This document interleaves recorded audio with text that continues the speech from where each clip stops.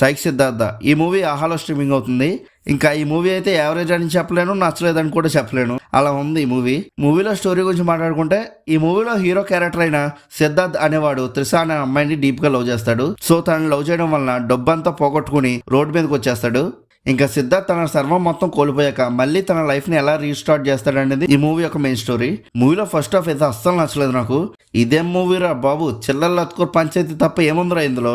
Comedy కూడా పెద్ద work out అవ్వలేదు. అసలు సురేష్ ప్రొడక్షన్ వాళ్ళకి అసలు ఏం నచ్చి తీసుకున్నారా బాబు ఈ మూవీని అనుకున్నా. బట్ సెకండ్ హాఫ్ చూసాక ఓకే పర్లేదు అనే టైప్ లో అనిపించింది మూవీ. ఫస్ట్ హాఫ్ తో పోల్చుకుంటే సెకండ్ హాఫ్ అయితే చాలా బెటర్ గా ఉంటుంది. అసలు ఎక్స్పెక్ట్ చేయలేదు సెకండ్ హాఫ్ స్టోరీ ఎలా ఉంటుందని. లవ్ స్టోరీని అయితే చాలా బాగా రాసుకున్నారు. సాంగ్స్ అండ్ బీజిఎమ్స్ అయితే one of the plus point అనే చెప్పొచ్చు ఈ సెకండ్ హాఫ్ కొద్దో గొప్ప నచ్చడానికి. అండ్ ఈ సాంగ్స్ అండ్ బీజిఎమ్స్ వల్లనే ఈ సెకండ్ హాఫ్ లో ఉన్న ఎమోషనల్ సీన్స్ కి ఇంకా బాగా కనెక్ట్ అవుతాం. అండ్ వీటి వల్లే సెకండ్ హాఫ్ కొద్దో గొప్ప బతికింది అలాగా. ఇంకా యాక్టర్స్ పెర్ఫార్మెన్సెస్ గురించి మాట్లాడుకుంటే అందరూ చాలా బాగా చేశారు. శ్రీనందు అయితే సిద్ధార్థ్ రోల్ జీవించేశాడు అసలు. ఇంకా మూవీలో ఎడిటింగ్ బాగుంది, కానీ కొన్ని చోట్ల ఒకసారి వచ్చిన డైలాగ్ మళ్ళీ మళ్ళీ రిపీట్ చేస్తూ ఉంటారు.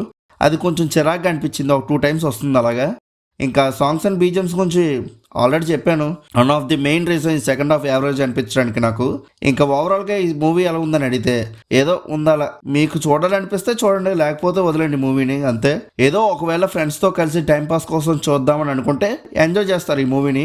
బట్ సింగిల్గా కూర్చొని ఏదో సీరియస్గా చూస్తానని అంటే ఎక్కపోవచ్చు ఈ మూవీ. సో మీరే ఆలోచించండి చూడాలా వద్దా అనేది. ఇంకా మీలో ఎవరైనా ఈ మూవీని ఆల్రెడీ థియేటర్లో చూస్తుంటే మీ ఎక్స్పీరియన్స్ ఏంటో కింద ఉన్న కామెంట్ సెక్షన్లో చెప్పండి. అలానే మన సినిమా యాప్ ఛానల్ని సబ్స్క్రైబ్ చేసుకొని బెల్ ఐకాన్ కూడా ఆన్లో పెట్టుకోండి. మా వీడియోస్ మీరు మిస్ అవ్వకుండా చూడగలుగుతూ ఉంటారు. మా ఛానల్ని సబ్స్క్రైబ్ చేసుకొని బెల్ ఐకాన్ ఆన్ చేసుకోవడం వలన మనం ఇంకా మళ్ళీ నెక్స్ట్ వీడియోలో కలుసుకుందాం. బాయ్.